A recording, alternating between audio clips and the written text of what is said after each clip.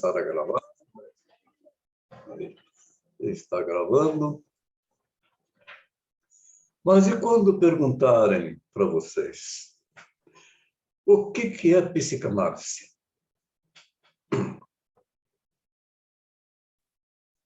Como é que nós vamos responder isso? Vamos praticar, porque vocês vão conversar com as pessoas, seus familiares, conhecidos, amigos. Ah, estou fazendo um curso de psicanálise. Ah, é? Nossa, psicanálise, o que é isso? Me lembro que quando eu comecei a divulgar a psicanálise aqui em Santa Catarina, nas minhas andanças, eu fui para a televisão, que eu tinha aquele assessor de imprensa.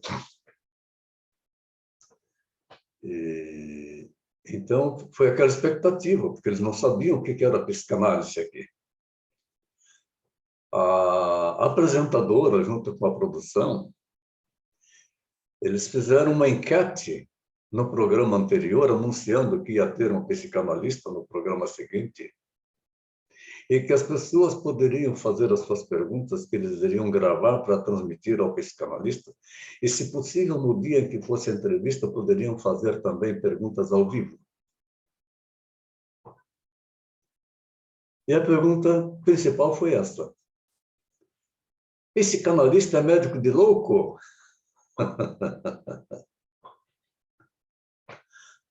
Esse é o pensamento. Aí tem vergonha de falar que foi no psicanalista, porque vamos chamar de louco. Não é nada disso, né, gente? É uma coisa tão simples.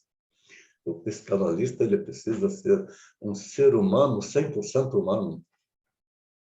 O que é muito difícil encontrar em outros que pregam alguma coisa por aí que não é 100% humano, porque pregam valores doutrinários de superego.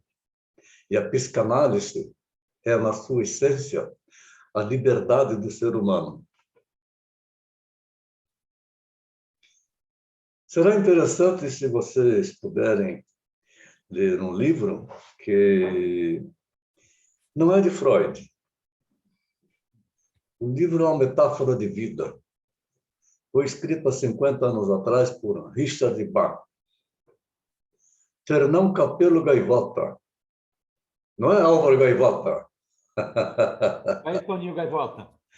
Eu sou Toninho Fernão Gaivota. Vocês puderem ler esse livro, é uma leitura gostosa, é uma leitura que pode se colocar para as crianças, para ir mostrando algo, para a gente fazer uma interpretação. Qual o nome do livro? Fernão Capelo Gaivota.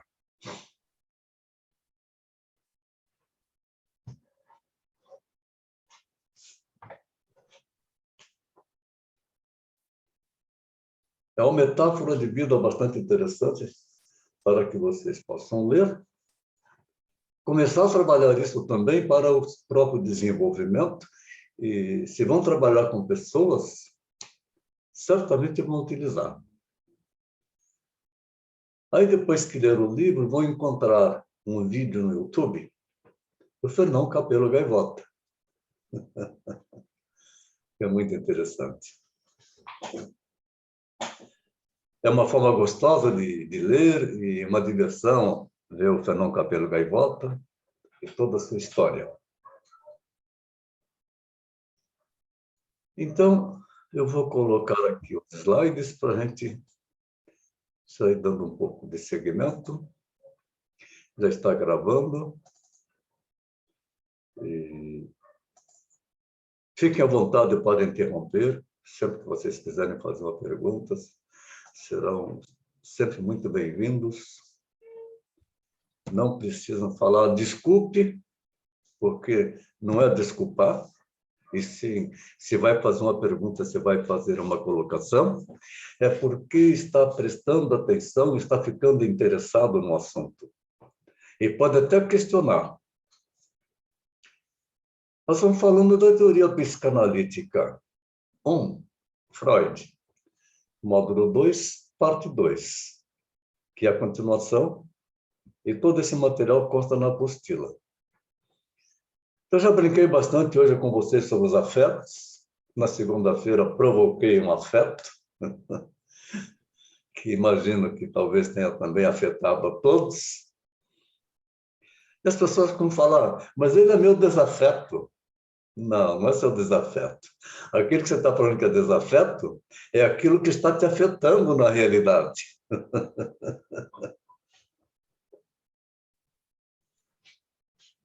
Nós verificamos sobre as pulsões de vida, Eros, as pulsões não estariam localizadas no corpo e nem no psiquismo, mas na fronteira entre os dois.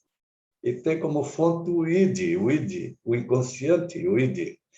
Então, a pulsão faz com que o self, o super e o ego completo, ele haja por impulso.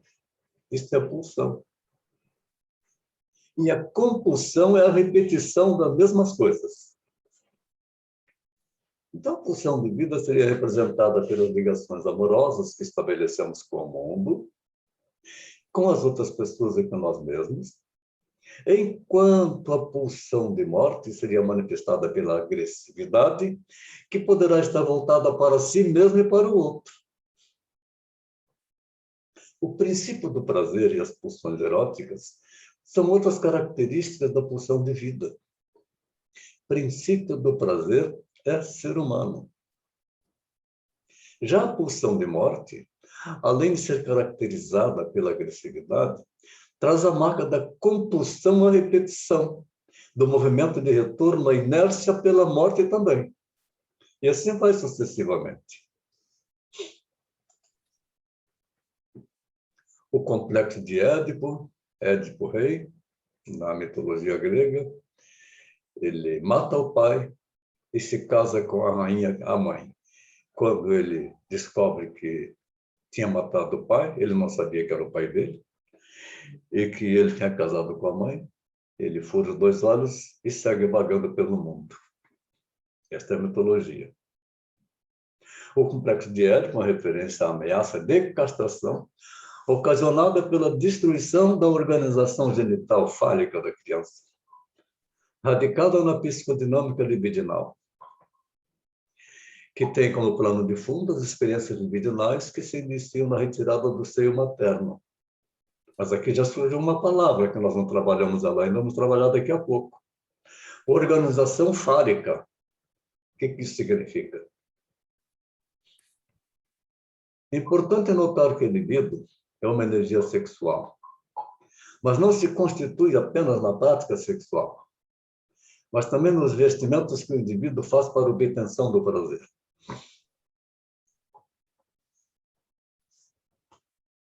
A criança tornar a sua mãe o primeiro objeto do seu amor, vincula-se tudo aquilo que, sob o nome de complexo de Édipo, veio a ter tanta importância na explicação psicanalítica das neuroses e tem tido uma parte não menor, talvez, na resistência à psicanálise. O rompimento do complexo de Édipo. Tanto do menino com o selinho da mãe, como a menina no selinho do pai. Os lábios têm uma força sexual excelente, maravilhosa, muito forte. Uma transa começa com um beijo, né? Começa com carinho, com toque, com corpo, todo o corpo erotizado. A criança pequenininha, ou o bebê, todo o seu corpo é erotizado. Ela se agarra no peito da mãe,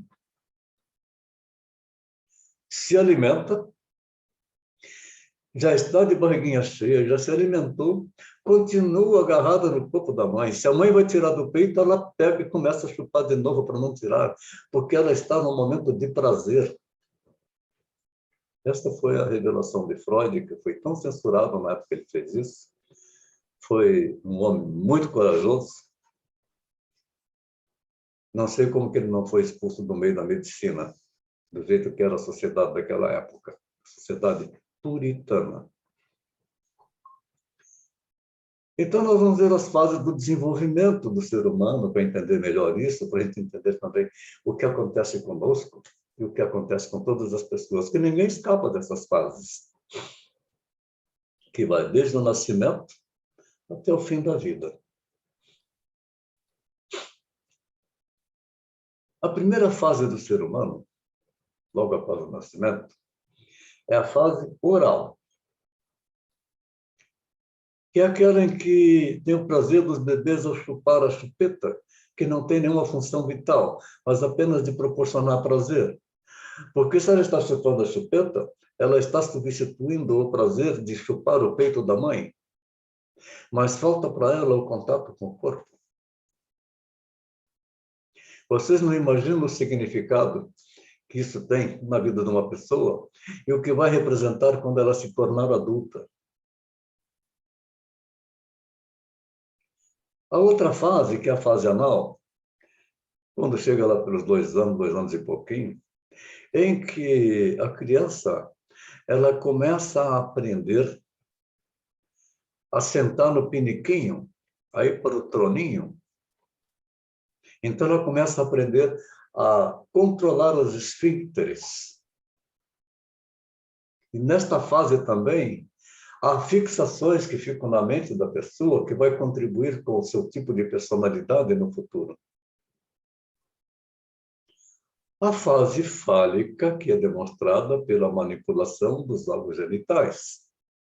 Pode observar a criança quando estão dando banho nela e que passa a mão, tanto para limpar a vagina da menina, como também para limpar o pipi do menino. Eles se excitam, eles dão risada, tem cosquinha. Cosquinha nada, é tesão. O menino fica com o pipi durinho. Então, em função dessas fases que nós passamos, a gente desenvolve a vida adulta, nós podemos até ter um problema de fixação em uma delas, se elas não estiverem bem resolvidas. Premiadas por fatores maturacionais, todas as pessoas passam pelas mesmas fases psicossexuais, ninguém escapa. É 100% humano. Freud usa o termo fixação para descrever o que ocorre quando uma pessoa não progride normalmente de uma fase para outra, mas permanece muito envolvida em uma fase particular. Uma pessoa fixada em uma determinada fase preferirá satisfazer as suas necessidades de forma mais simples ou infantil, ao invés dos modos mais adultos que resultaria em desenvolvimento normal. Porque eu conto para você um case que eu já trato há alguns anos, acho que 4 anos que estamos em terapia. Um homem de 31 anos, casou-se muito jovem e logo em seguida se separou e tem uma filha, ele cuida da filha.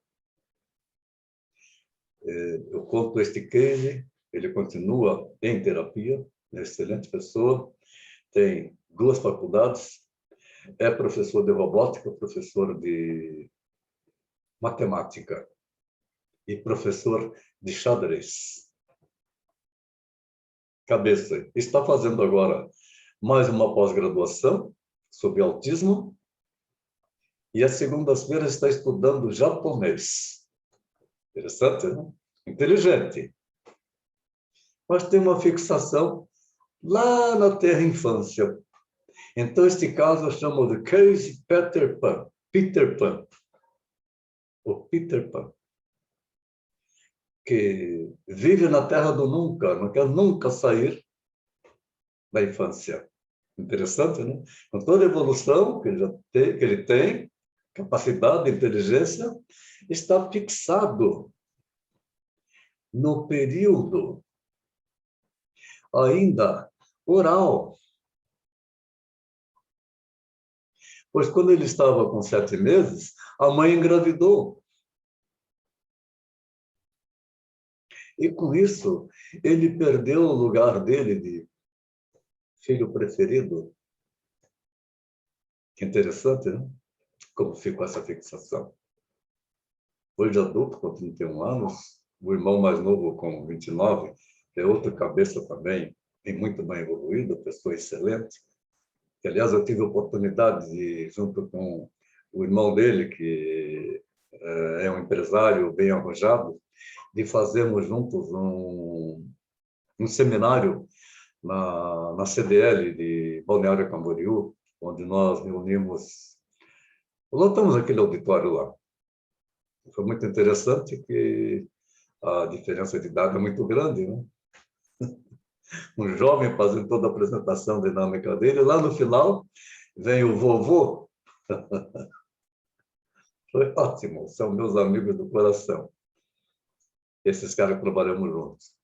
O Peter Pan, com tanto tempo de terapia, a gente se considera amigos, mas sessão de análise é sessão de análise. Então, eu trabalho análise. Então, uma pessoa fixada em uma determinada fase preferirá satisfazer as suas necessidades da forma mais simples ou infantil. O Peter Pan, que já tem uma filha com 10 anos, tem 31 anos, ele tem vergonha comigo de falar de sexo. Ele tem vergonha de falar com uma mulher. Ele estava em algum evento, ele vê que tem uma mulher lá interessante para ele olha tal, mas ele tem vergonha de chegar lá e conversar com ela. Aí, uma ocasião, eu me lembro que, ainda conversando com ele, e ele diz assim, há tantos anos que ele não tem uma relação sexual. E eu dizendo a ele que, se ele ficar nessa vida que ele está, porque a vida dele é RPG, computador, jogo de xadrez, computador, ele escreve, ele cria situações bastante interessantes, livros de fantasias, RPG, com mundos imagináveis e principalmente com vampiros e domínio, que é o que falta para ele, né? Domínio. E aí eu disse para ele assim, mas qual é o tipo de mulher para você encontrar que possa ser uma companheira? Ah, tem que gostar do que eu gosto. Interessante. Então vejam, primeiro, um lado bastante narcísico, tem que gostar do que eu gosto. Não interessa o que ela é, sim o que ele gosta. Percebe? A criança infantil está se manifestando aí. É o id. É eu quero. E aí, bom, e você fica... Há quanto tempo que você não tem uma relação sexual? Ah, já nem me lembro. E como é que é a sua masturbação? Ah, e precisa falar disso? Tem vergonha de falar disso. Que coisa, não é? Mas continuamos em terapia. E assim nós vamos, porque ele se sente muito bem, faz muito bem para ele. Então, é um tratamento. Então, por isso que uma pessoa fixada em uma determinada fase preferirá satisfazer as suas necessidades de forma mais simples ou infantil, ao invés dos modos mais adultos que resultariam no desenvolvimento normal. Ficou claro para vocês? Professor, Foi. boa noite. Eu não sei se talvez a gente vai chegar nessa minha questão, mas fiquei pensando aqui agora. Existem características ou sinais que possam talvez identificar qual é a fase que esse sujeito ficou preso? Sim, o trabalho do psicanalista vai chegar nisso, vai descobrir. Eu estou contando o caso do Peter Pan, porque ele está fixado na infância dele de 7 meses de idade. Na fase oral. A fase oral. E é interessante que, à medida que foi fazendo as terapias, ele veio a sentir as sensações daquela idade. Interessante isso, né? É difícil você perguntar à pessoa, você lembra quando você tinha 1 ano de idade? Não vai lembrar, só se a mãe falar, ou a mãe contar a história, mostrar a fotografia. Não é? Sensações, ela sente como se estivesse vivendo. Eu tenho um caso mais adiante de contar para vocês, que a pessoa estava com toda a sensação de quando ela estava em alguns dias de fecundação. O que aconteceu com a mãe, o que aconteceu com o pai. O que representou para ela. Então, a primeira fase, a quinta já nasceu, né? O bebê nasceu, a primeira fase, que é a fase oral. Desde o nascimento, necessidade e gratificação estão concentradas predominantemente em volta dos lábios, da língua, e um pouco mais tarde, lá pelo 9, 12 meses, vem os dentes, mais tarde nos dentes. A posição básica do bebê é apenas receber alimento. A posição básica, receber alimento para atenuar as tensões de fome e sede. No início, ela associa prazer e redução da tensão ao processo de alimentação. Mas Freud foi além. Ele viu em que o bebê tinha prazer, não só de se alimentar, mas o prazer do peito da mãe e do corpo da mãe. Características adultas que estão associadas à fixação facial na fase oral são aqueles que têm tudo colocar na boca. Uma criança pequena não pega e coloca tudo na boca. Fumantes, fumar, fase oral. Pessoas que costumam comer demais, fixadas na fase oral. Gostar de fazer fofoca. Tem fofoqueira e fofoqueiro por aí, não de monte. Pessoas sarcásticas. E outras mais nesse sentido. Uma fixação na fase oral. Necessidade de falar demais, muito tagarela. Fala o tempo todo. É um transtorno ocorrido na fase oral. À medida que a criança cresce, novas áreas de tensão e gratificação, elas são trazidas à consciência. Entre 2 e 4 anos, as crianças aprendem a controlar os esfíncteres anais e a bexiga. A obtenção do controle fisiológico é ligada à percepção que esse controle é uma nova fonte de prazer. Cadê o Álvaro? Estou aqui. Você já contou aquela história do menino que fazia xixi na cama para esse grupo? Não contei só contei para um grupo uma vez, mas posso Isso, contar. foi para esse Aula, conto. Então, Agora conto. vamos falar um pouquinho dessa fase aqui. Você pode contar essa historinha que você tem, que é muito engraçada? Por favor. Posso? Então tá. Então vamos contar a historinha para o grupo. Isso. Vou colocar aqui. Então, pessoal, o menininho estava preocupando os pais. Ele estava literalmente numa fase que ele já deveria controlar os esfíncteres. Mas ele fazia xixi na cama toda noite. Pois bem, então resolveram levar ele num psicanalista. E lá foi o menininho no psicanalista. E o psicanalista usando rapport, vocês vão ver, que é uma técnica para copiar os movimentos, atenção flutuante, vocês vão ver com jeito depois isso tudo.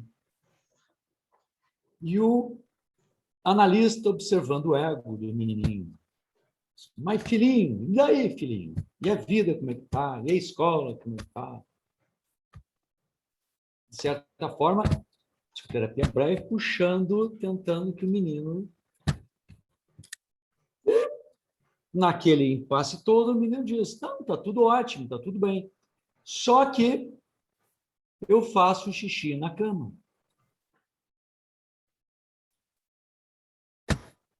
O psicanalista sutilmente pergunta, me conta, me fala mais sobre isso. O menininho começa com propriedade de contato. Pois bem, eu deito, começo a cochilar, durmo, e aparece um monstrinho e me pergunta: fez xixi? E daí eu faço xixi na cama, diz o gurizinho. O psicanalista se ajeita na cadeira e pontua. Mas tu tinha feito xixi antes? Tinha, sim, senhor, doutor. Mas então, por que você não falou pro monstrinho? Fiz sim. O gurizinho ficou pasmo. Eu não tinha pensado nisso. Terminou a consulta, comentou com os pais, todos felizes, ganhou pijaminha novo. E de noite, quando eu dormi cedo, o gurizinho deitou, cochilou, dormiu. Adivinha quem aparece? Aparece o monstrinho e pergunta: fez xixi? E o gurizinho, convicto: fiz sim, senhor. E o monstrinho pergunta: e cocô? Não.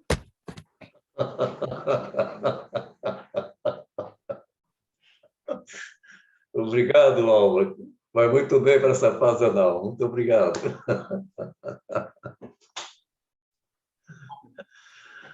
Mas ainda a fase anal, quando sabe que a criança cresce, áreas de tensão e gratificação são trazidas à consciência. Entre 2 e 4 anos, as crianças geralmente aprendem a controlar os esfíncteres anais e a bexiga. 4 anos é muito avançado, muito atrasado. Entre 2 e 3 anos é a fase correta, tem que tirar as fraldas. Então, isso reforça o ego, porque o ego diz assim: nossa, eu consigo fazer, eu posso controlar a mim mesmo. A obtenção do controle fisiológico é ligada à percepção de que esse controle é a nova fonte de prazer. Muito interessante isso. Deixa eu voltar aqui ainda. Mas, para a criança, quando ela passa a controlar o que é dela, ela tem um prazer, ela adquire autoconfiança. Eu posso fazer o que eu quiser e o que está dentro de mim é meu. Se ela tem uma fixação na fase anal mal resolvida, vai representar na vida adulta determinadas características da personalidade, como, por exemplo, o usurário, o pão duro, quer guardar tudo para si, o colecionador. Interessante dessa fase anal, a minha netinha estava com 2 anos e pouquinho, eu ia sempre visitá-la, lá em São José dos Campos, e, com muita liberdade, estamos sentados lá na sala, lá, conversando. Daí a pouco veio ela peladinha do banheiro, com a mão suja de cocô. Olhamos aquilo, cocô. A mãe entendeu que era psicopedagoga. Eu logo entendi, e ela veio na minha direção. Aí eu falei para ela: é para mim que você está trazendo? É para você, vovô. Ah, tá bom, meu amor, muito obrigado. Agora vamos lá no banheirinho para ver. Eu fui com ela no banheirinho, ela tinha feito cocô, pegou o cocô, passou na parede do banheiro e veio trazer para mim que ela queria me dar um presente. Ela estava feliz com a minha presença lá. Aí eu falei para ela: muito obrigado. Então agora podemos tomar um banho? Vamos dar um banho. O que acontece com as famílias que não têm consciência disso, que a criança vai fazer algo, vai fazer o cocô, vai pegar o cocô, passar na parede, vai passar no vaso, vai passar no papel higiênico. A criancinha dessa vai receber o maior esporro. E muitos ainda recebem uma pancada. E com isso vai se fixar traumas. Então, essa obtenção do prazer fisiológico, que é ligada à percepção de que esse controle é uma nova fonte de prazer. Também, neste período, pode haver uma fixação do prazer anal. O que nós vamos estudar adentro depois na sexualidade, como é que surge, portanto, a homossexualidade. A fase Falo que falamos aí, Falo era um deus da mitologia romana, que tinha um falo enorme, como veio nessa figura, gigantesco, exagerado, que tinha por função fertilizar as deusas. É a fase que focaliza as áreas genitais do corpo, tanto masculino como feminino. É a primeira fase em que as crianças tornam-se conscientes das diferenças sexuais. Nesta fase, é vivida a primeira etapa do complexo de Édipo. A segunda será vivenciada na adolescência. Freud diz que o complexo de Édipo é herdeiro do falo. A libido não está relacionada somente com a sexualidade, mas está presente em outras áreas da vida, para tudo. Como nas atividades culturais, caracterizadas pela sublimação da energia libidinosa de Freud.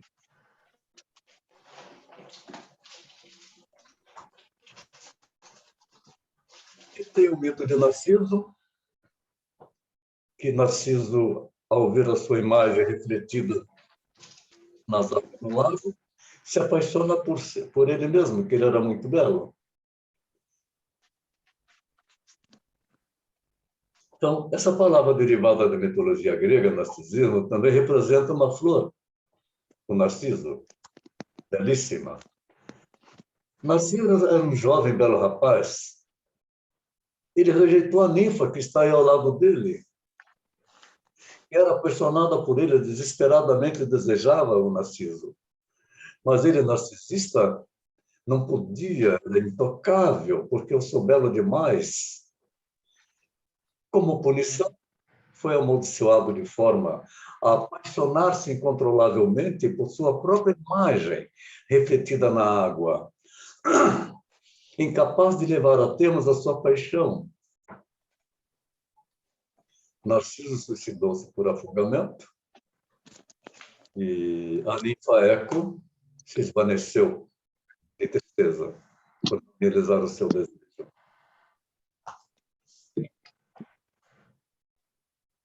E aí nós temos a catexia, que é um processo pelo qual a energia libidinal disponível na psique é vinculada à representação mental de uma pessoa, de uma ideia, ou coisa, ou investida mesmo em conceitos.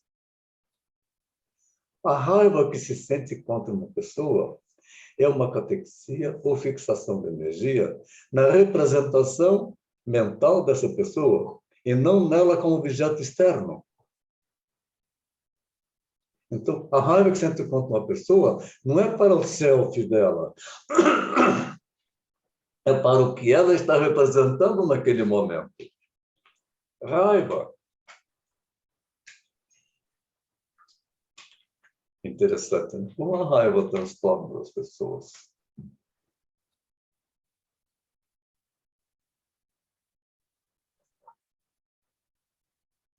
Ainda ontem, tratando da minha paciente médica de 35 anos, ela estava numa crise de raiva. E só falou de raiva o tempo inteiro. Uma crise de raiva por afetos que aconteciam com ela e que a energia libidinal dela ficou catexada naquilo que a pessoa estava representando, então ela ficou com raiva.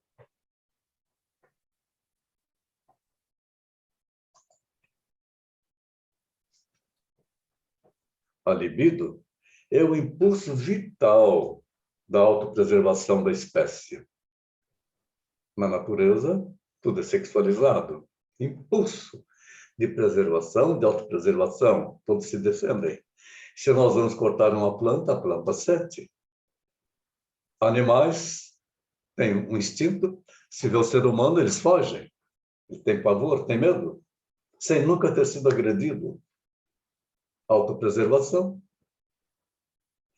Então, impulso vital da autopreservação da espécie humana e compreende a libido como energia sexual, no sentido estrito, como o fenômeno do impulso, do desejo e do prazer. Mais tarde, volta a enfatizar essa visão mais generalista de que o impulso de autopreservação tem origem libidinosa e confronta a libido com o instinto de morte.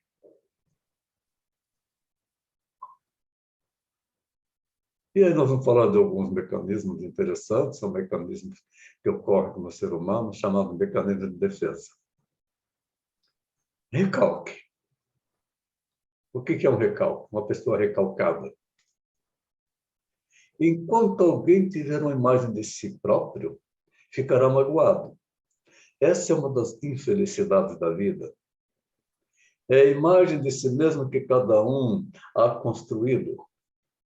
Se a pessoa estivesse totalmente livre de imagens, não seria afetada nem pelas ofensas e nem pela adulação. O que nós estávamos falando agora há pouco tempo, um ego fortalecido, não tem recalque. Ele é liberto.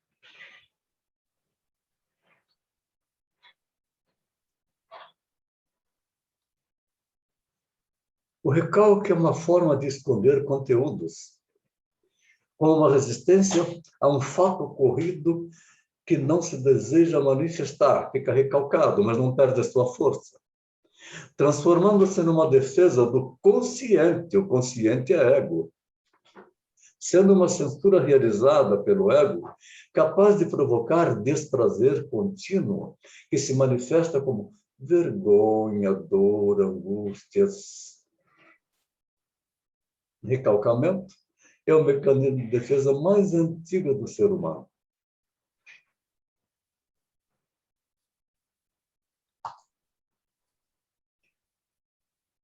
E com isso nós vamos compor mecanismos de defesa do ser humano.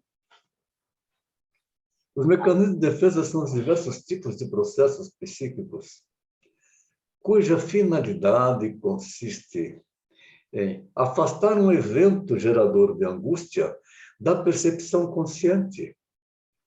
Os mecanismos de defesa são funções do ego e, por definição, inconscientes, são automáticos. Esse é um mecanismo de defesa utilizado. Ela foi mal atendido, gritando com a pessoa, porque passa a agredir. Já um ego equilibrado não vai agredir, ele vai buscar a solução.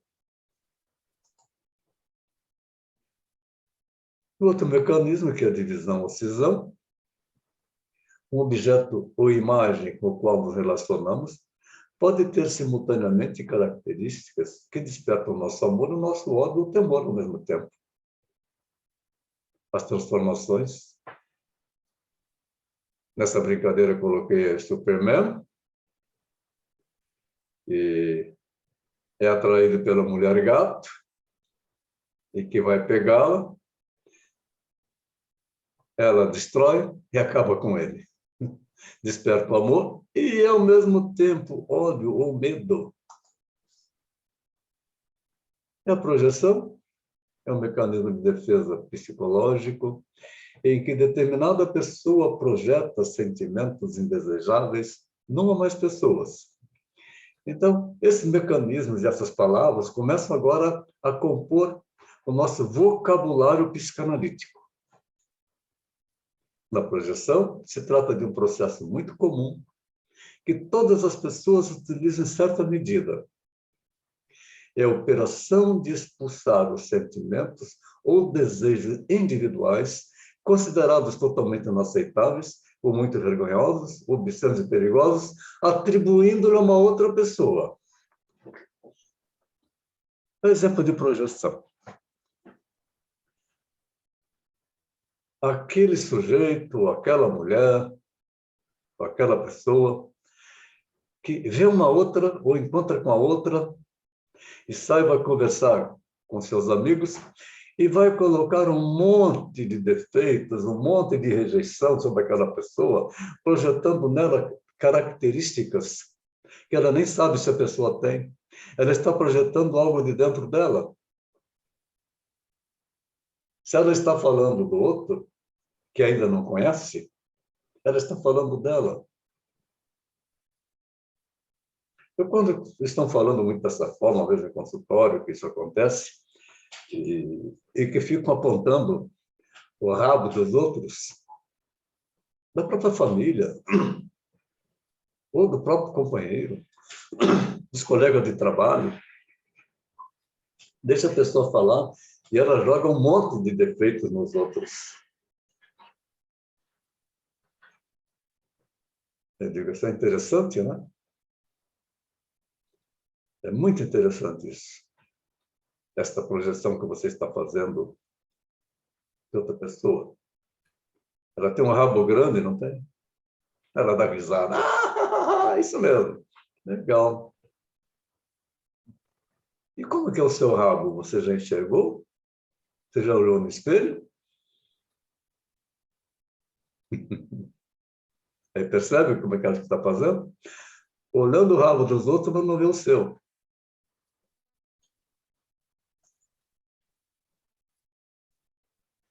Quando nos sentimos maus, ou quando um evento doloroso é de nossa responsabilidade, nós temos a tendência de projetá-lo no mundo externo, que, ao nosso ver, assumirá características daquilo que nós não podemos ver em nós.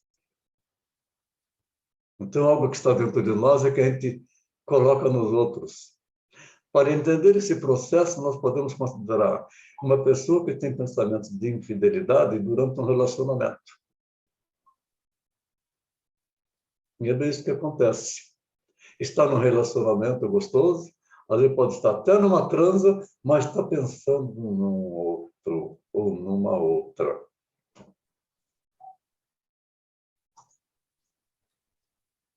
A racionalização. A gente se abstrai das vivências afetivas. E, em cima de premissas lógicas, nós tentamos justificar nossas atitudes. Com isto, tentamos nos provar que nós somos merecedores do reconhecimento dos outros. A racionalização é um mecanismo típico neurótico obsessivo. Aí, ele vai lá e faz uma coisa, e aí já gera um pensamento para justificar por que ele fez. Ah, eu fiz isso porque merecia, eu fiz isso por causa disso. Racionalizando. Neurótico obsessivo. É uma forma de substituir por boas razões uma determinada conduta que exige explicações, de um modo geral, da parte de quem adota. Mas tem uma coisa, minha gente, pessoas que utilizam muito da racionalização e da projeção são pessoas muito neuróticas, obsessivas, que, se você fala que é neurótica, ela fica louca da vida, que ela, eu não sou neurótica. E briga com você.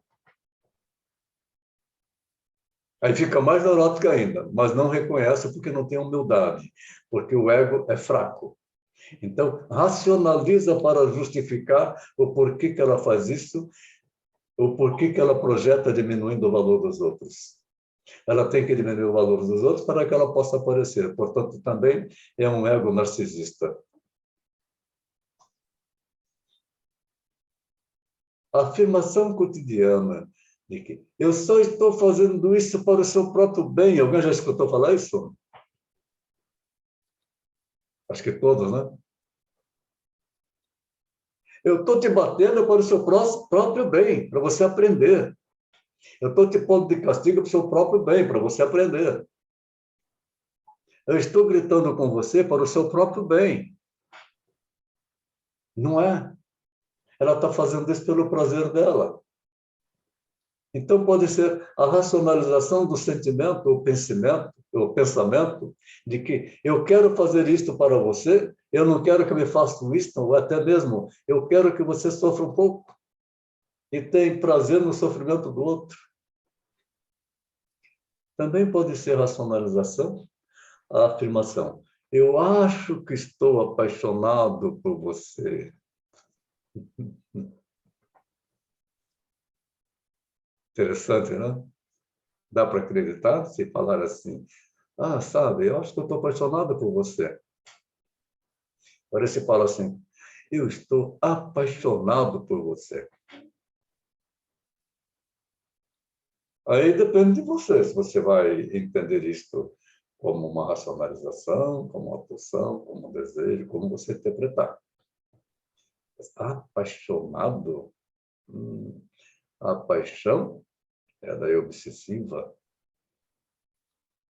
É um negócio perigoso. Agora, amor é outra história. E tem a formação reativa, que é uma atitude ou hábito psicológico com sentido oposto ao recalcado. Esse mecanismo substitui comportamentos e sentimentos que são diametralmente opostos ao desejo real. Trata-se de uma inversão clara, em geral, inconsciente, do verdadeiro desejo. Como outros mecanismos de defesa, as formações reativas são desenvolvidas, em primeiro lugar, na infância. É fazer como a coroa,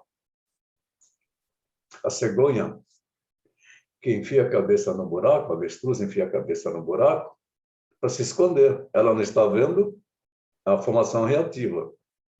Brinca com uma criança, que a criança pode estar com 2 anos ou menos, e que ela quer brincar com você. Ela coloca as mãozinhas aqui, ela não está te vendo. Aí ela está brincando que ela escondeu. Ela tira a mão e fala, achei! É a formação reativa, mecanismo de defesa, que surge logo na infância. A identificação, diante de sentimentos e inadequação, o sujeito internaliza características de alguém valorizado. Aí não sei quem é que está valorizando, se é a Mini que está valorizando o Mico ou o Mico valorizando a Mini. Passando a sentir-se como ele. Então, os dois são iguais. Essa identificação é conhecida pela psicanálise como a mais remota expressão de um laço emocional com outra pessoa, que procura se identificar com a outra. Ela desempenha um papel na história primitiva do complexo de Édipo, que é a identificação com o genitor do sexo oposto.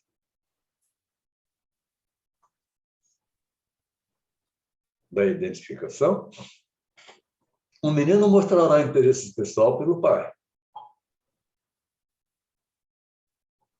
Gostaria de crescer como ele e tomar seu lugar em tudo.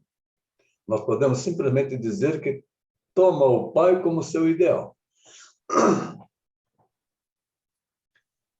Geralmente, se o pai for um pai bruto com o menino, esse menino também, quando for pai, vai ser outro pai bruto. Só se ele procurar desenvolver seus conhecimentos. Esse comportamento nada tem a ver com uma atitude passiva ou feminina em relação ao pai, ou aos indivíduos do sexo masculino em geral. Pelo contrário, é tipicamente masculina. Combina-se muito bem com o complexo de Édipo, cujo caminho ajuda a preparar para chegar numa identificação. Identificação de poder. Eu sou super, tudo eu posso. E a regressão ocorre normalmente nas pessoas, depende da situação. É um retorno aos objetos que inicialmente foram catequizados pela libido. Lembra que catequização é fixado a libido em alguma situação, em algum objeto, alguma coisa, os quais são de natureza incestuosa. Um retorno da organização sexual como um todo, a estágios anteriores. Os tipos de regressão são encontrados na neurose de transferência, com importante papel no seu mecanismo. Neurose de transferência é aquela neurose que a pessoa está transferindo para outra. E cheia de argumentação. Particularmente, um retorno aos primeiros objetos incestuosos da libido é um aspecto que se encontra nos neuróticos com regularidade, realmente fatigante. Levando em consideração também outros grupos de neuroses, como as neuroses narcísicas. Um ego equilibrado, ele tem autoconfiança, ele tem o narcisismo suficiente para ele, mas ele sabe que ele não é estrela e respeita o outro como ele é. Quando nós falamos, então, aqui, juntando essa fala de ego, de equilíbrio de ego, narcisismo e toda essa complexidade do ser humano, acho que todos já ouviram falar do drama de Hamlet, de Shakespeare. E Shakespeare, a frase clássica do ser humano. Há quantos anos atrás Shakespeare? Centenas de anos, não é? E Shakespeare dizia assim, no drama de Hamlet, to be or not to be, that is the question. Traduzindo, ser ou não ser, esta é a questão. E quando a pessoa regride, ela não sabe o que ela é. E o drama do ser humano é ser. A vida inteira. Ser ou não ser. Ser o quê? Ele. O indivíduo.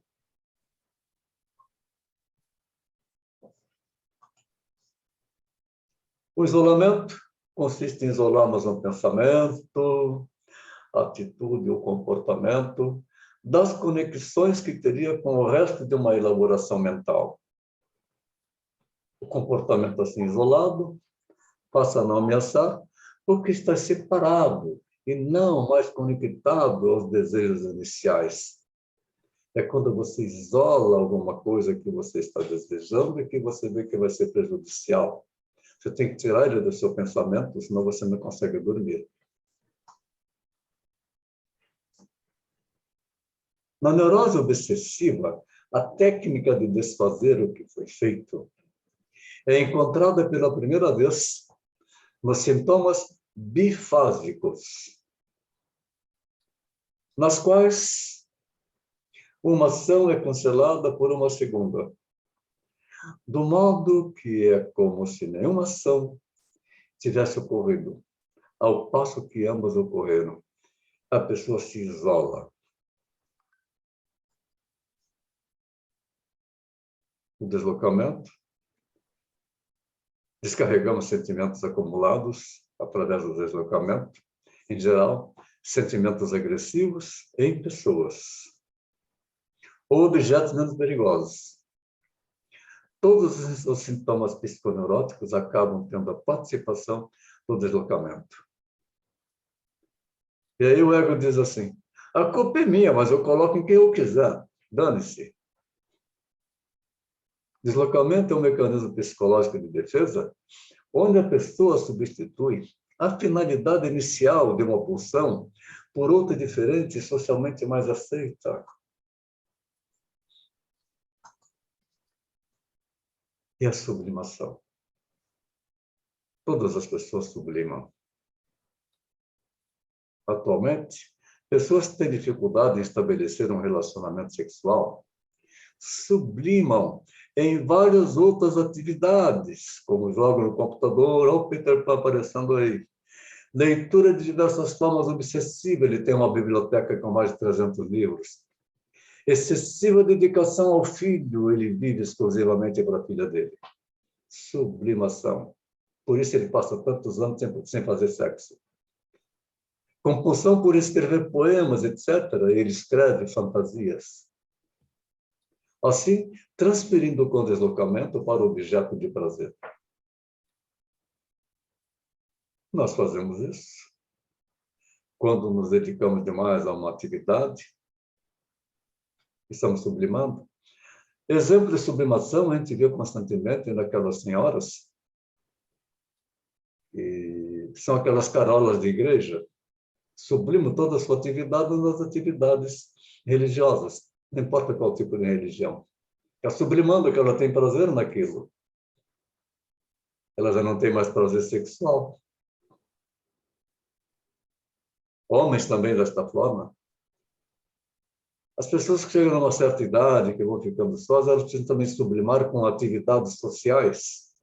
Para aqueles que se dedicam à atividade sexual, à atividade social, estão sublimando. É positivo, sim, é positivo, é muito bom.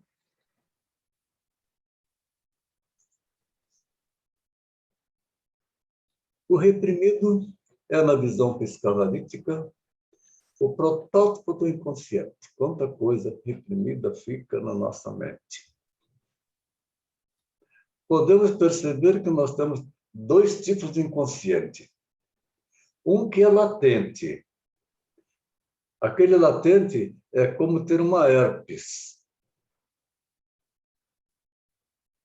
Ela se manifesta a qualquer momento. Trata com remedinho, ela recua de novo, mas continua lá. Isso é a latência. Então, dois tipos de inconsciente, um que é latente, mas é capaz de tornar-se consciente rapidamente. E o outro que é reprimido, e não é em si próprio e sem mais trabalho, capaz de tornar-se consciente. Esta compreensão interna, que é o insight da dinâmica psíquica, não pode deixar de afetar a terminologia e a descrição. Insight é algo muito interessante que nós vamos produzir em nossos pensamentos e que vamos trabalhar com pessoas. O insight, a solução, a visão.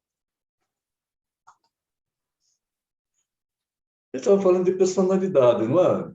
Conhece essa figura aí, não, o professor Madruga? Que personalidade? Mutante, não? Freud identifica 3 fatores constituintes da personalidade humana que interagem dinamicamente, resultando padrões típicos de comportamento, ao que é chamado de personalidade. Comportamentos que mostram a personalidade, mas aí tem muito mais coisa por trás disso para nós estudarmos. O id representa as forças instintivas, id, lado inconsciente, a parte mais profunda do ser humano, a parte mais rica do ser humano, id. Rica de tudo, de coisas boas e coisas ruins. Então, o id representa as forças instintivas, impulsos biológicos, e é orientado pelo princípio do prazer. Id é prazer. Em relação ao id, se manifesta o controle sobre as exigências dos instintos, satisfação ou supressão da excitação, consideração das tensões produzidas por estímulos, prazer e desprazer. Então, até que você faça consciente ou inconsciente, ele vai dirigir a sua vida e você vai chamá-lo de destino, segundo Jung. E não é destino. Quando nós temos consciência, nós somos donos do nosso destino. Você escreve o seu destino. O ego, opa, e o ego, esse é o cara. O princípio da realidade. A autopreservação comanda o movimento involuntário. O movimento involuntário de percepção de estímulos externos. No ego, armazenamento das experiências, memória, evitação de estímulos excessivamente internos, uma fuga, lida com estímulos moderados, uma adaptação. Aprende a produzir modificações convenientes no mundo externo em seu próprio benefício. Conhecimento melhora o ego, evidentemente, porque aprende a utilizar seus conhecimentos em seu próprio benefício, levando o benefício à sociedade. E o superego, que representa as forças repressivas da sociedade, consciência moral do homem, influências presentes dos pais, de família, tradições, culturas, demandas do meio social. O id e o superego possuem algo em comum. Ambos representam influências do passado. Aquele superego que você já carrega dentro de você, influência do passado que foi colocado dentro de você. E são esses elementos que vão ajudar, então, a constituir a sua personalidade. O id, a da hereditariedade, e o superego, aparental social, enquanto o ego é principalmente determinado pela experiência pessoal, por eventos acidentais e contemporâneos.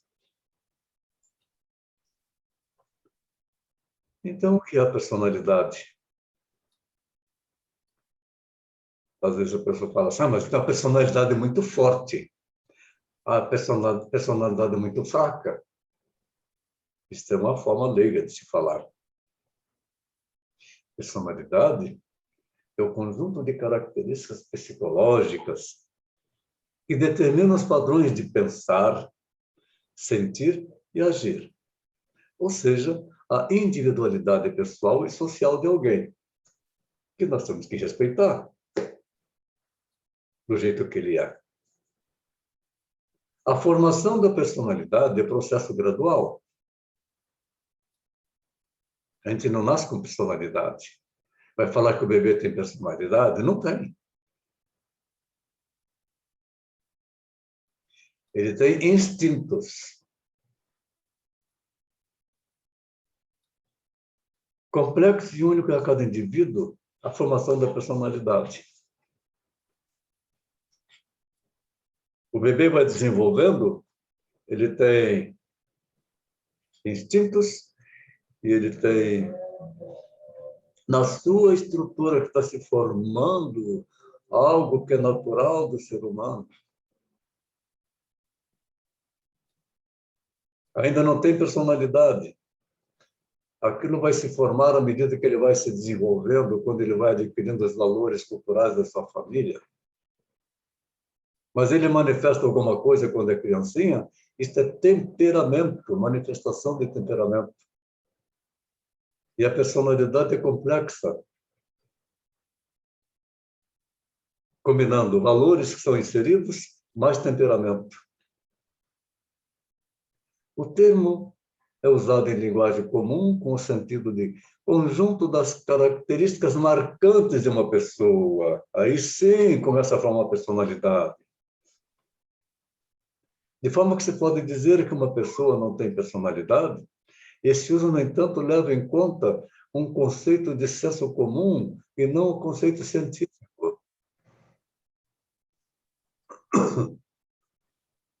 A empatia, o estado de empatia, do entendimento empático, consiste em perceber corretamente o marco de referência interno do outro, com os significados e componentes emocionais, que contém, como se fosse a outra pessoa. Porém, sem perder nunca essa condição de como ser. Então, quando falamos da empatia, vamos ver lá no rodapé da apostila. Humildade para ouvir e entender o que o outro sente, o que o outro vê, para você poder empatizar. E sabedoria para aplicar que tudo que você vai entender do outro, que você vê do outro, é 100% humano. Assim, nós ficamos preparados para poder aceitar um conteúdo psíquico diferente. E o rapport? Você já conhece o rapport? Quem já conhece rapport aí, por favor? Com exceção do Álvaro, que já está mais adiantado, né, Álvaro? Isso. Você já conhece essa palavra rapport? Alguém? Eu conheço. Felipe? Uhum. Seria no sentido de se identificar, meio que imitar outra pessoa para mostrar que vocês são parecidos. Quer repetir, É, por certeza, Felipe? claro. Seria no sentido de fazer a pessoa se identificar com você, imitar a forma que ele fala, os comportamentos. Isso, Felipe. Muito obrigado. É isso mesmo, tá? Muito bom. O rapport, a princípio, a gente olha assim e pensa que é uma palavra inglesa, não é? Mas não é, é uma palavra francesa. Rapport, ela foi uma palavra utilizada quando veio a Revolução Industrial com a construção de teares e de fabricação de tecidos, lá pelos anos 1700, na Revolução Industrial, e que tinha que emendar os tecidos. Mas esses tecidos, para emendar, eles tinham que ter uma técnica, que ele tinha que ficar exatamente igual ao outro que ele já tinha produzido. A isso, então, eles chamam de rapport. Então, rapport é você ficar igual ao outro. Eu estava numa festa de final de ano com um grupo de família. Tinha lá umas 60 pessoas, lá no litoral norte. E, final de ano lá chove muito. Na casa em que nós estávamos fazendo a festa, tinham duas mesas grandes, bem grandes mesmo. Tinha muitas crianças, jovens. Eu estava no balcão, junto com outros parentes ali, ajudando a preparar um churrasco, comendo um aperitivo, tomando uma caipirinha. E vi que um casal, que eram convidados lá dos nossos parentes, um médico e uma psicóloga, que chegou com seus dois filhos e o filhinho de 6 anos, mais ou menos. Ele chegou, não cumprimentou ninguém, ele foi na ponta da mesa, que ficava em frente ao muro, ele sentou e ficou ali, olhando para o muro. E aí iam lá chamá-lo para brincar, queriam tirar ele daquela posição, ele não se mexia. Foi a mãe, ele não se mexeu. Aí foi o pai, ele não se mexeu, ele ficou parado olhando para o muro, como se estivesse ouvindo ninguém. E quando eu vi aquilo, eu dei um sinalzinho para o pai dele. Eu falei, pô, o que aconteceu com o menino, hein? Ele disse, não, hoje a mãe dele deu um banho nele de tarde, ele saiu para brincar lá fora e caiu na poça de lama, se lambuzou e voltou para casa. Ela deu umas palmadas, deu umas chineladas e botou ele de castigo. Por isso que ele está assim. E ele não quer brincar com ninguém. Está duro de tirar ele disso aí. Tá bom. Deixei o pai sair. Fui lá, me sentei ao lado do menino. E não falei nada. Fiquei olhando para o muro do jeito que ele estava. Rapport. Fazendo rapport. Ficando igual a ele. De repente, ele olhou para mim e viu que eu estava igual. Aí, quando ele olhou, eu falei para ele, vou te contar uma coisa que aconteceu comigo hoje. Eu tomei banho de tarde, botei minha bermuda branca, minha camiseta branca. Eu não estava olhando para ele, eu estava falando para a parede. E ele me ouvindo. E eu saí para ir na padaria comprar pão. Eu escorreguei naquela poça de lama. Me lambuzei todo de lama que eu tive que vir para casa. Não pude ir na padaria buscar o pão. Eu voltei para casa, então, aqui para tomar um banho, para trocar de roupa. E aquela lama escorria assim na bunda, pelas pernas. Dava a impressão que eu estava com caganeira. Ele deu risada. Levantei e saí. Alguns segundos depois ele já estava brincando, porque eu fiz rapport com ele e ele se sentiu seguro porque eu estava igual a ele. Então, para ele, para o inconsciente dele, todas as pessoas estavam igual a ele. Muito legal a prática de rapport. O rapport é o espelhamento. É você ficar igual ao outro. Quando uma pessoa está falando conosco, se nós observarmos os movimentos que elas fazem, e nós simulamos algo parecido, nós estamos fazendo rapport. Se ela cruza os braços, nós podemos sutilmente cruzar as pernas.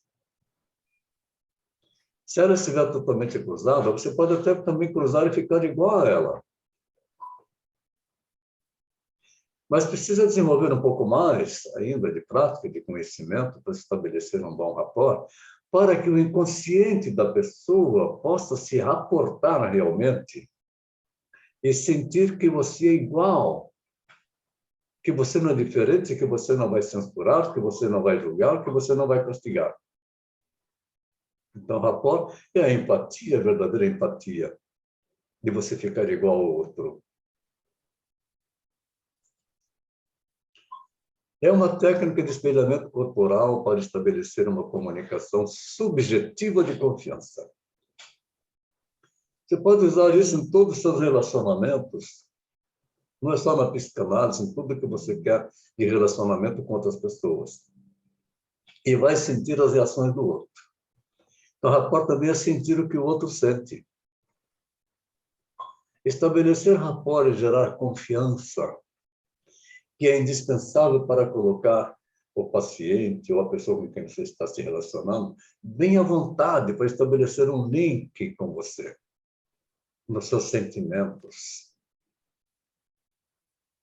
Rapport é uma palavra de origem francesa que falei para você, significa igual, única, relação, especialmente de confiança, mútua ou afinidade emocional. Rapport é entrar no mundo do outro com neutralidade emocional, sem julgamento, sem crítica, mas completo do entendimento do que está sentindo uma pessoa, sem interferir, sem querer modificar nada, apenas ficando igual. Isto é rapport. É interessante numa sessão de análise em que a pessoa vai a primeira vez e que ela começa a falar. Você está começando a preencher a ficha, ela começou a falar, para de preencher a ficha e faz rapport, vai ficando igual a ela e deixa ela ir falando. Se ela esboçou um sorriso, você também esboça um sorriso. Se ela esboça uma cara de raiva, você tem que esboçar uma cara de paisagem, de tranquilidade, de amenidade. Com isso, o inconsciente vai reconhecendo você como igual, porque você está com neutralidade emocional. A pessoa que vem descarrega a emoção dele em cima de você, você recebe aquilo com a maior naturalidade, mesmo que te xingue. Aí sim, com completo do entendimento que está sentindo uma pessoa, sem interferir, só ficando igual.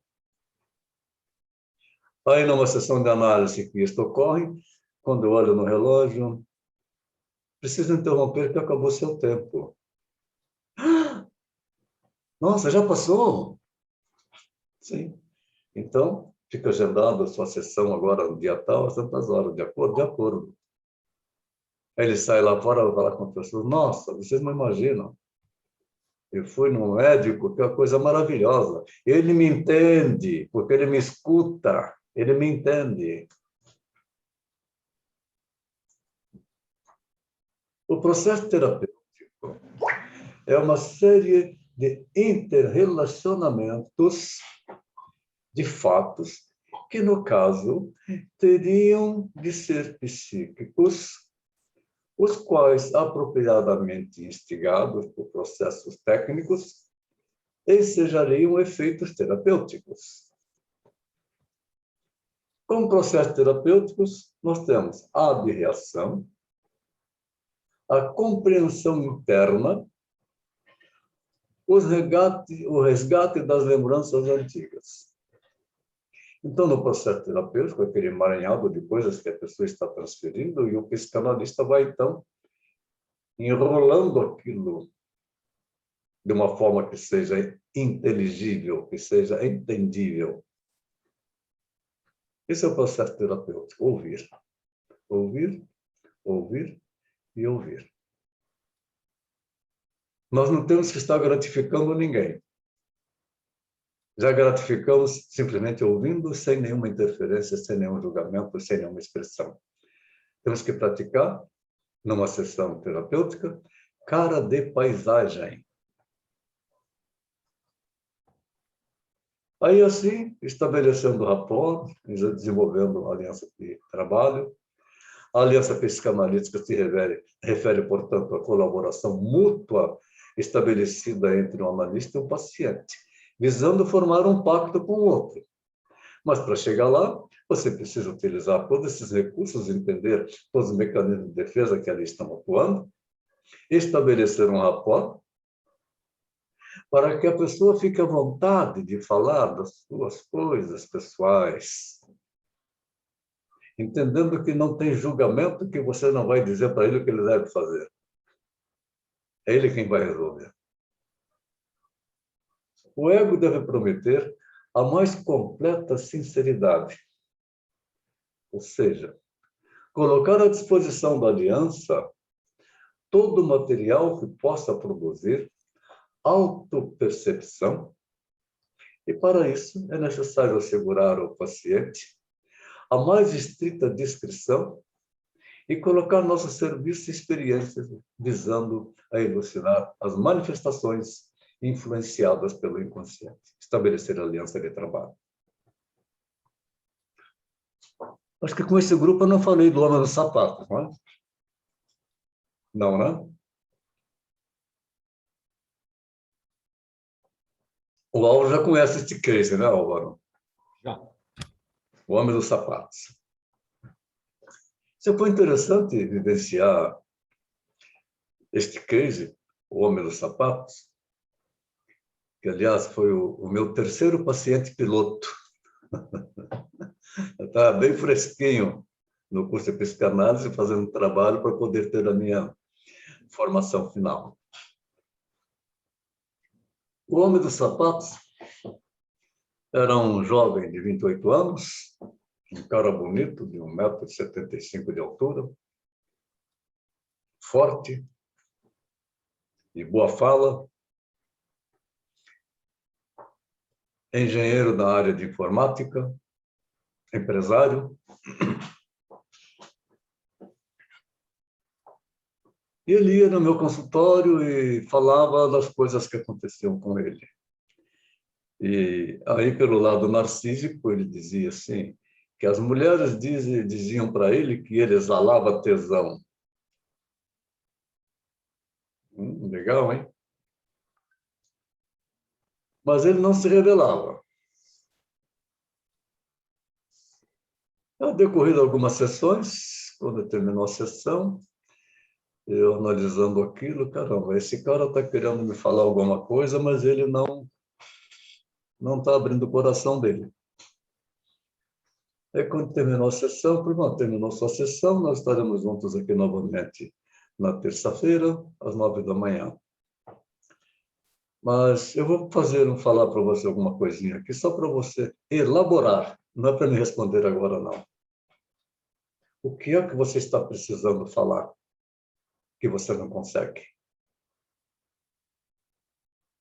Não vai me falar agora, por favor. É para você elaborar. Semana seguinte, ele chegou meia hora antes, ele já queria entrar, mas não era possível porque ele já estava atendendo outra pessoa. Eu tinha um divã no consultório. Hoje eu não uso mais divã. E ele nunca tinha deitado no divã. Ele chegou sentou no divã, tirou o tênis, se esparramou no divã, eu só observando com cara de paisagem. Aí ele falou, sabe, doutor, eu acho que eu sou meio louco. Quer me falar sobre isso? Ele falou, sabe o que mais me atrai numa mulher? O que eu gosto numa mulher? Para olhar para uma mulher, o que me atrai? Não sei. Vai me falar? Sim. São os pés dela. Eu olho os pés da mulher. Se ela tiver os pés bonitos, aí eu vou prestar atenção no restante. Mas se não tiver os pés bonitos, ela pode ser linda, eu não vou prestar atenção.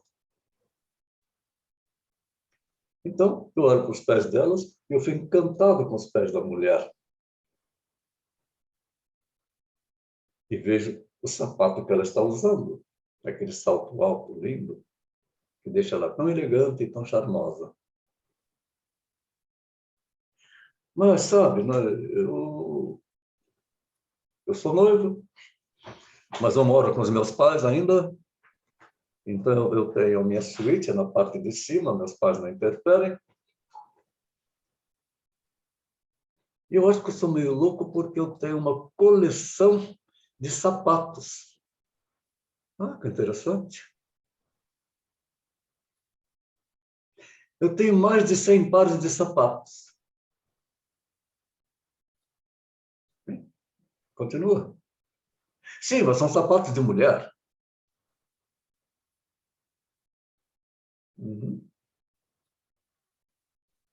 Quando eu passo lá no shopping, que eu passo em frente a Arezzo, aquela loja de sapatos maravilhosa, eu vou com minha noiva.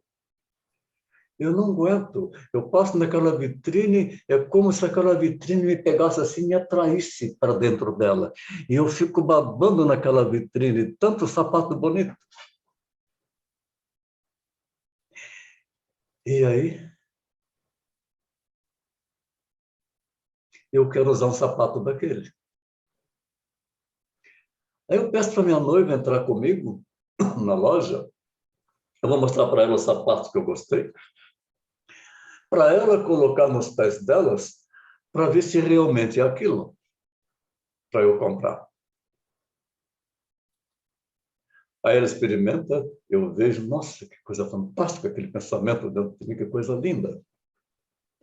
Aí eu falo para ela assim, então, você diz aí para o vendedor que quer comprar o sapato. Mas como eu calço 43, você diz para ele que é uma amiga sua que tem os pés grandes. E se ele consegue o sapato 43? Aí eu compro aquele sapato. Então, eu tenho uma coleção no meu quarto de mais de 100 pares de sapato de mulher do número 43 que servem para mim. Quando eu calço aqueles sapatos, eu me realizo. Eu me sinto a coisa mais bela do mundo, narcisista. E aí eu coloco lingerie e me acho maravilhoso. A minha noiva vai comigo no meu quarto e eu coloco, então, aqueles sapatos de salto alto, maravilhosos, eu coloco lingerie. Ela também acha lindo. Aí ela se excita e aí nós transamos.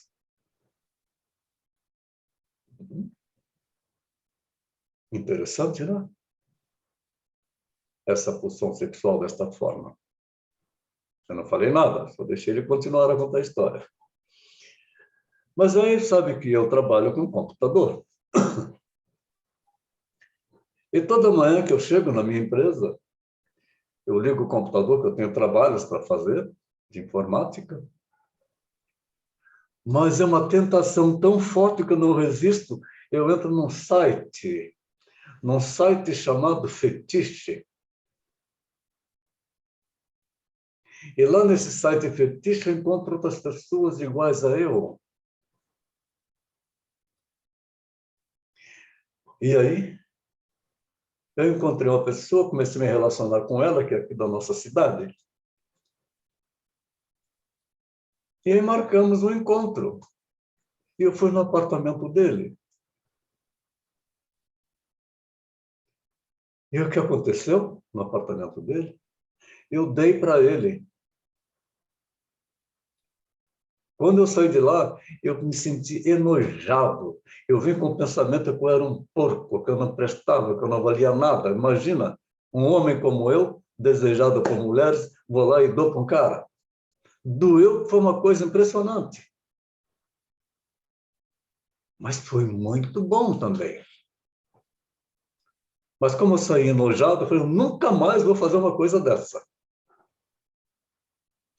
Na semana seguinte, doutor, eu estava lá de novo.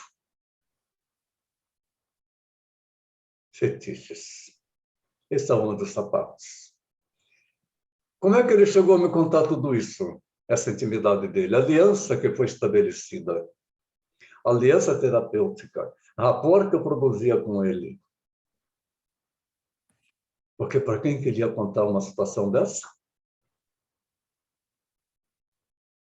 Tendo também uma noiva para fora da casinha, que se excitava em ver o noivo todo trajado de mulher. Mas só que agora ele foi para outro lado, que aí temos que entender que, de acordo com Freud, o ser humano é bissexual, ele tem prazer na relação sexual, seja lá como for.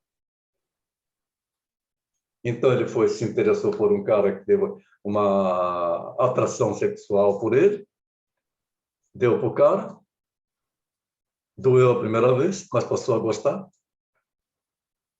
E aí ele ficou num conflito muito grande. O que aconteceu com este homem, que ele começou a desprezar a si mesmo, o narciso dele começou a ficar enfraquecido, ficar ruim, e ele então passou por uma compulsão de comer, de alimentação. Houve uma psicosomatização. Em poucos meses, um cara que pesava aí 80 quilos passou para 120, 130, 140 quilos.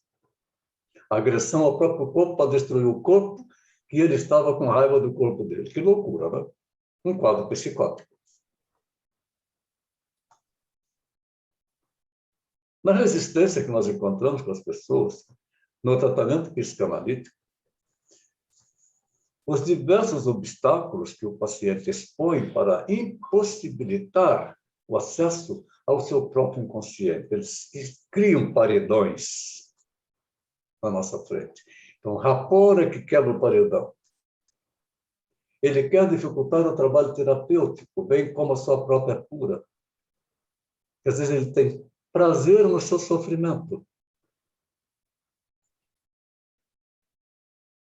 Aí tem a transferência que começa a fazer quando você estabelece realmente um rapport, você estabelece uma empatia, a pessoa está transferindo para você. Aliás, as pessoas no geral com quem nós conversamos, normalmente, estão sempre transferindo para nós as suas neuroses.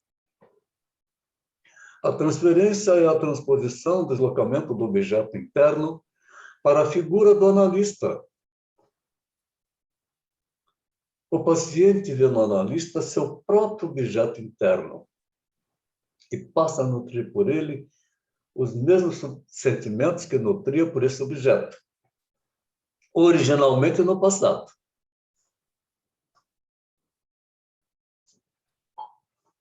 O fator transferencial é ambivalente. Compreende tanto atitudes positivas e afetuosas, quanto negativas e hostis em relação ao terapeuta. Que, via de regra, é posto no lugar dos pais do paciente. Mas todas as forças do paciente e do analista devem ser mobilizadas para levá-lo a uma conclusão real dos seus próprios sentimentos. E aí, vem a contra-transferência. Na contra-transferência, um intervalinho para um pipi break, senão o monstrinho vai aparecer aqui.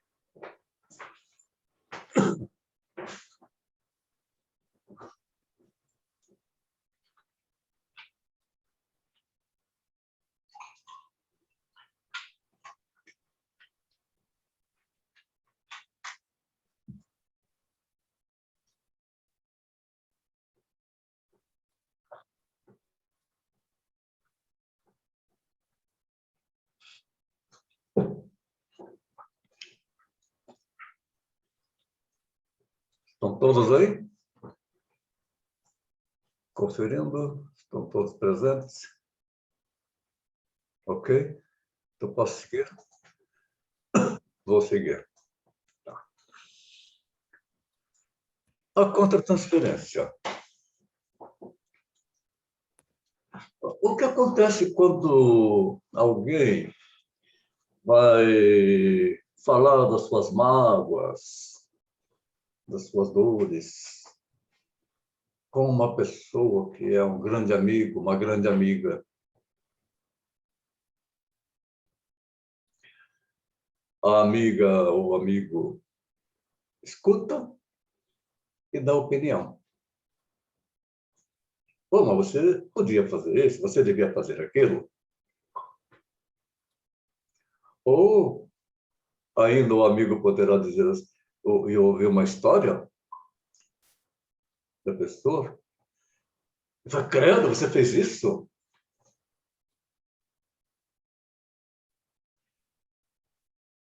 E aí ele falou assim, credo, você fez isso. Nossa, você está errado, você está fazendo isso, você tinha que fazer... Ah, quer saber uma coisa? Se eu fosse você,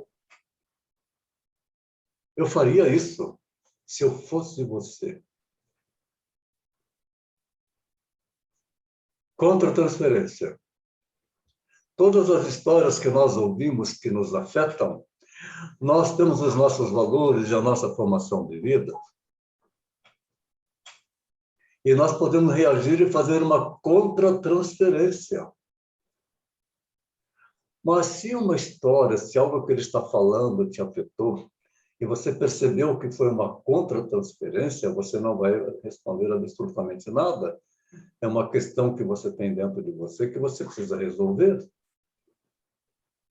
Então, quando você vai fazer uma contra-transferência, que a contra-transferência, realmente você sentiu o que o outro sente, mas também está te afetando. É hora que você precisa procurar o seu supervisor psicanalista para fazer a sua supervisão da contra-transferência. A contra-transferência é o que você receber e você devolver para a pessoa. A contra-transferência acontece a todo instante. E nós precisamos saber neutralizar, desenvolver aquilo que eu falei logo no começo hoje, que é a resiliência, e ser neutro a qualquer situação que não seja falada, que não seja descrita, que não seja jogada em cima. Neutralidade. Esse é o ponto principal para poder trabalhar numa contra-transferência. O objetivo é provocar insight e elaboração. Insight é para dentro. A nossa logo representa isto. Está vendo aqui?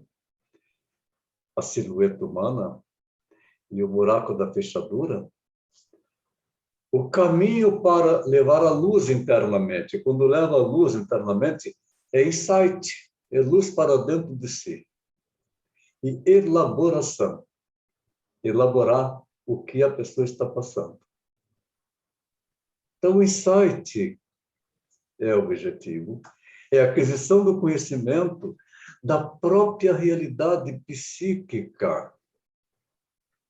Este conhecimento não é especificamente a experiência de compreender intelectualmente alguma coisa, mas sim uma experiência que envolve uma participação afetiva. É uma autodescoberta que pode ser carregada de emoções. Quando provocamos um insight, conseguimos atingir um insight, mesmo que tenha colocado para que a pessoa possa elaborar, é uma explosão de sentimentos que surge à sua frente. Pessoas que normalmente você está tratando com ela, você mostra mais ou menos equilibrada, quando ela tem um insight sobre uma determinada situação que ela está passando, ou que já passou, do seu passado, em relação a alguém da família, pai ou mãe, aquilo vem com uma força tão grande que ela pode explodir num grito de sofrimento, de choro, num pranto, simplesmente porque a gente fez uma pontuação. Como é que era o seu relacionamento com seu pai quando você era criança, sem dar a idade. Pode ter reações as mais variadas, mas isso vai trabalhar o insight. Então, a neurose é um termo que é composto do neurão, nervo, e osis.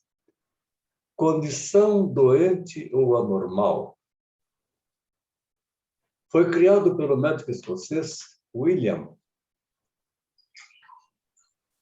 em 1787 para indicar desordens de sentidos e movimentos, neurose.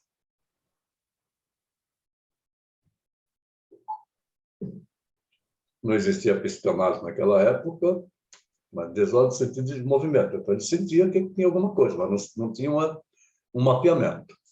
Causadas por efeitos gerais do sistema nervoso. Aí que leigos dizem assim, está doente dos nervos. Não é isso. A neurose é o que nós trabalhamos. Neurose é alvo da psicanálise. Na psicologia moderna, neurose é sinônimo de que, embora cause tensão, não interfere com o pensamento racional ou com a capacidade funcional da pessoa. Essa é uma diferença importante em relação à psicose, que é uma desordem mais severa.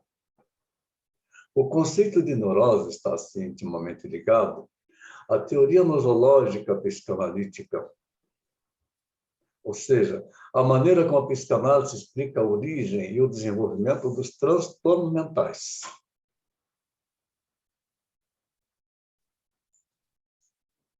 A psicose é um quadro psicopatológico clássico, reconhecido pela psicologia e pela psicanálise como estado psíquico, no qual se verifica certa perda de contato com a realidade. Todos assistiram o filme O Coringa? Se não assistiram, vale a pena assistir. E vale a pena assistir de novo agora com a visão da psicanálise. Maravilhoso, maravilhoso. Fantástico, né? Este ator, uma coisa assim maravilhosa, divino. E que mostra uma neurose coletiva, na realidade, psicose, a influência. Quando no final o Coringa praticamente ressuscita e todos estão com cara de palhaço, fazendo as mesmas loucuras. Nos períodos de crise mais intensas, podem ocorrer alucinações, quando é psicose, ou delírios, desorganização psíquica que inclua pensamento desorganizado, ou paranoide, acentuada inquietude psicomotora, sensações de angústia intensa e opressão, e insônia severa. Mas uma pessoa que apresenta essas características, ela tem uma racionalização interna que é uma coisa impressionante. Ela não dorme. Você dorme 2, 3 horas numa noite. Detesta a noite porque tem que dormir. Mas tem que estar sempre fazendo alguma coisa, principalmente trabalhos manuais. Um pensamento desorganizado, pensa em várias coisas ao mesmo tempo. E uma inquietude psicomotora, tem que estar se movimentando. E quando vem a madrugada, tem aquela sensação de angústia intensa. Uma insônia severa, porque acha que não precisa dormir. É um quadro psicótico-neurótico. Ato falho. Esse é o campeão do ato falho. O Chaves. Foi sem querer querendo. Depois, ninguém tem paciência comigo. Esse Roberto Bolanho foi um gênio dessa comédia fantástica, ele tem tanto recurso de psicanálise aí para a gente analisar. é divertido pra caramba pelas idiotices que apresentam, mas representa perfeitamente o que é uma família e representa o ser humano de uma forma geral. Quando o inconsciente diz a verdade, ignorando o tato da consciência, ato falho. Quando uma criancinha chega, por exemplo, uma pessoa gorda, a criancinha de 2, 3 anos, olha para ela, nossa, como você é gordo! Aí o leigo fala assim, nossa, a criança é muito sincera, mas não pode falar assim, meu filho. Por que a criança é muito sincera? Porque ela não tem ainda superego. Ela está em formação. Então ela fala o que ela vê. O Chaves fala o que vê, mas é na forma de adulto. E o adulto que deixa escapar do inconsciente o pensamento que ele tem sobre a outra pessoa, esse que escapa é o ato falho. Quando diz a verdade, ignorando o tato da consciência. Podem ser expressos em comentários indevidos, erros de memória, erros auditivos, perda de objetos, ou esquecimentos do lugar onde foram guardados e erros de ação. Tais acidentes não são aleatórios, mas motivados por desejos inconscientes. Aparecem por conta própria e são permitidos por não se suspeitar de que haja neles algum objetivo ou intenção. Ato falho. Foi sem querer querendo. Ato falho. É comum de fazer um ato falho quando está utilizando o WhatsApp, a gente digita lá uma mensagem para uma pessoa e na hora de enviar, a gente não confere direito o nome da pessoa e manda para outro. Ato falho. E o outro recebe lá e manda interrogação. O que é isso? O que é isso? Próxima aula, minha gente, 25 e 27 de outubro, módulo 3, Teoria Psicanalítica 3.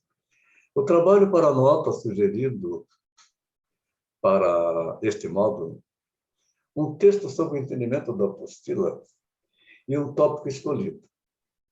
Mas pode ser também, o primeiro trabalho da primeira aula foi felicidade, não é isso? Então, pode ser também um trabalho sobre o amor, para a gente ir construindo isto, felicidade e amor. Mínimo de 3 páginas, máximo de 5 páginas. Dentro do padrão BNT, por gentileza. Citar no título do trabalho. Número do módulo. Importante colocar o número do módulo. Não precisa escrever lá, trabalho para formação do curso de psicanálise. É interessante colocar. Módulo tal. Teoria psicanalítica 1.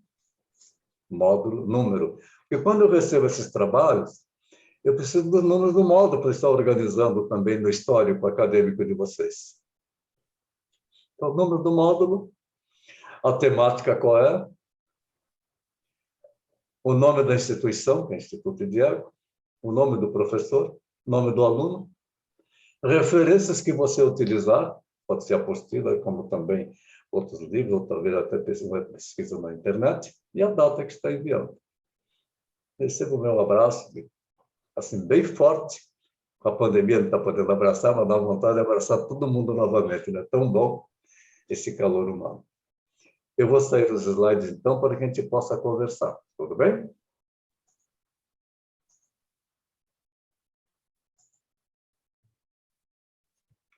Deixa eu interromper aqui os slides. Já interrompeu, né?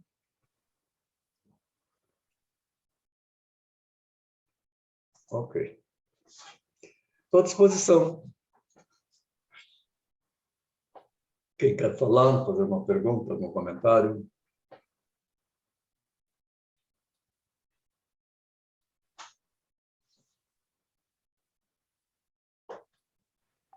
Hoje teve bastante informação. Muito. A gente eu vou ter que reler tudo, assim, eu vou anotando as coisas porque eu gosto, assim, de ir escrevendo o que eu entendi, mas, assim, foi muita informação. A gente vai ter que dar uma lida, né, em tudo de novo, até para saber se tem dúvidas, né? É. Mas foi muito, muito produtivo.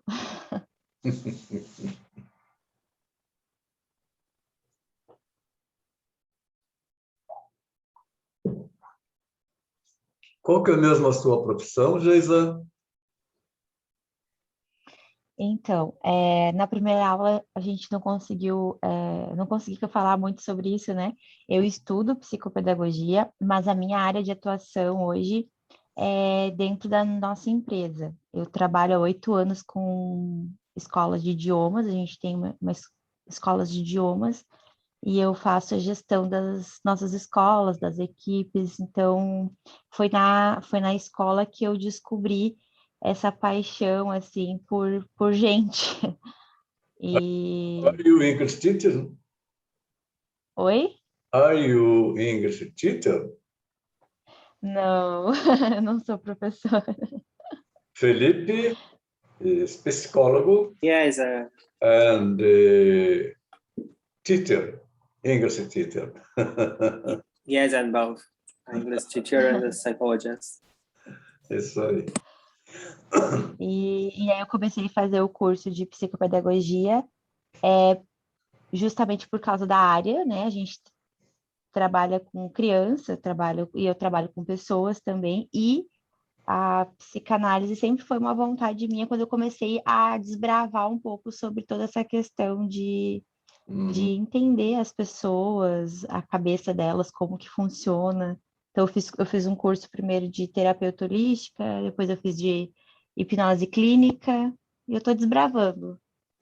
Eu gosto muito disso, E quanta coisa que tem dentro dessa mente humana, não é? Nós vimos aqui muita coisa. uma pequena parte. Uhum.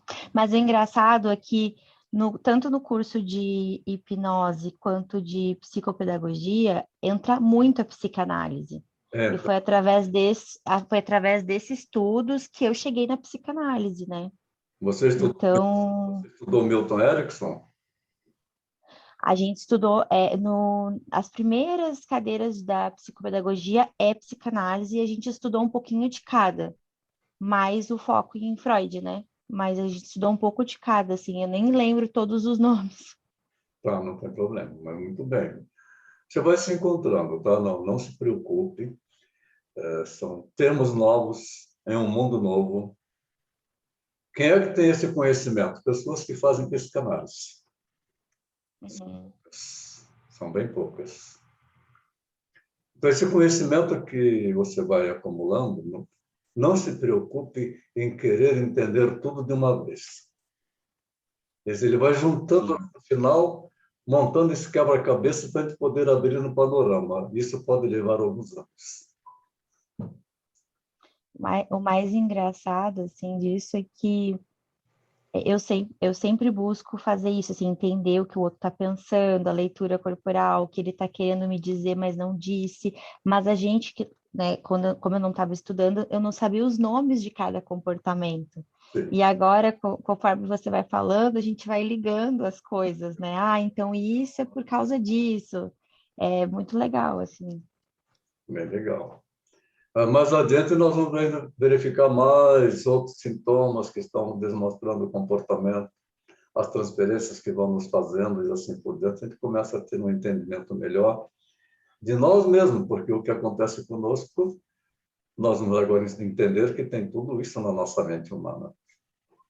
Uhum, A criança verdade. que você está cuidando, tentando uma psicopedagogia com a dificuldade de aprendizado, né, deficiência no aprendizado, tem tanta coisa por detrás disso, e que você entendendo essa estrutura mapeada por Freud, da mente humana, vai entender, então, o que está acontecendo. Aí sim você consegue estabelecer uma empatia total com uma criança do que é que está acontecendo realmente. Aí você chega lá no... É isso que eu sinto, essa necessidade de entender mais profundo, assim, não tão superficial. tudo, né? Tanto que eu estudo na psicopedagogia quanto no meu trabalho, que é lidar com pessoas, né? Porque o gestor é isso, Em geral, relacionamento. entender É, para um trabalho de equipe hoje em dia não é mais como antes, você manda, as pessoas obedecem, né? Elas têm que saber o porquê das coisas, então é bom se aprofundar nisso. Para mim, isso está sendo uma experiência muito, muito boa. muito bom, mas vai ser muito útil, sim, com certeza. Melhorar cada vez mais na sua profissão, hein? Alguém mais?